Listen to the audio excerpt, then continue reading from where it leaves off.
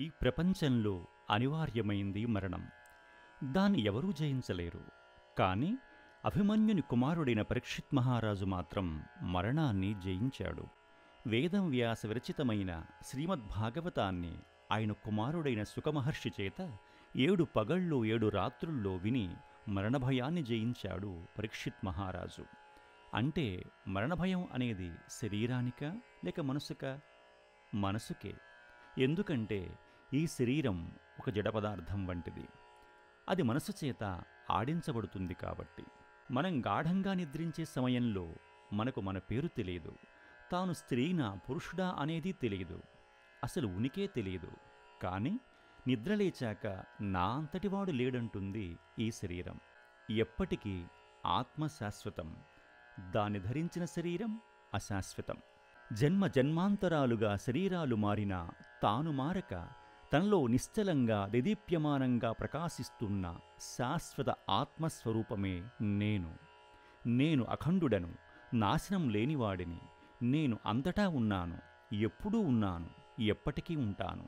అహం బ్రహ్మాస్మి అనే పరిపూర్ణ జ్ఞానం సుఖమహర్షిచే బోధించబడిన శ్రీమద్భాగవతం విన్న తరువాత పరీక్షిత్ మహారాజులో కలిగింది.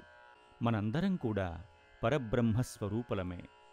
ఆ మహాజ్ఞానం కలిగితే మరి ప్రతి ఒక్కరూ తమలో స్వయంగా ప్రకాశిస్తున్న ఆత్మస్వరూపాన్ని తెలుసుకుని జనన మరణ చక్రం నుండి విముక్తి పొందాలంటే అమృతాస్వాదన తప్పక చెయ్యాలంటున్నారు కులశేఖర్లు.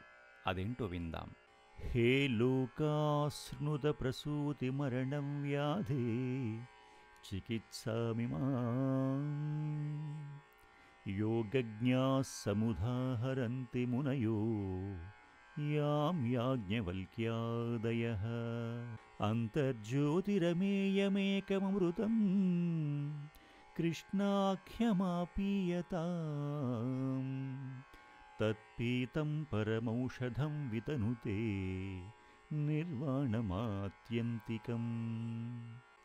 ఓ జనులారా, యోగశాస్త్రం తెలిసిన యాజ్ఞవల్కి వంటి మహర్షులు జనన మరణాలు అనే వ్యాధికి చికిత్స ఏంటో చెప్తున్నారు వినండి. దాని పేరే కృష్ణామృతం. మనలో స్వయం ప్రకాశమై వెలుగుతూ అప్రమేయమై కృష్ణుడనే పేరుగల అమృతం అది. ఆ పరమౌషధమే అత్యంత ఆనందాన్ని ఇవ్వగలుగుతుంది.